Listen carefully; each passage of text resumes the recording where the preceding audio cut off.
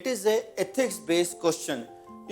As you have identified a quality problem after the UAT acceptance, it does not mean that you can go with the flow. Let's see how many of you answered it ethically. Option number A says proceed with the formal closure of phase.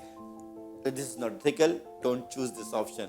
Option number B says document in your lesson learned so that it can help you next phase. No, you don't need a next phase.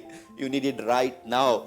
Of course, it will help you in next phase in next project, but it's better to do it now. So option B is also not right. Option number C says proceed with closure and manage in next phase. Of course, you don't need to proceed. You need to redefine, reset, and correct it right now, right here. So option number C is also not the right answer. Option number D says, stop the closing of phase till deliverable is not as per standard. This is the perfect thing to do, and it is ethical also. Thank you. Those who have answered it correctly through ethical mindset, congratulations. For others, I hope it helped.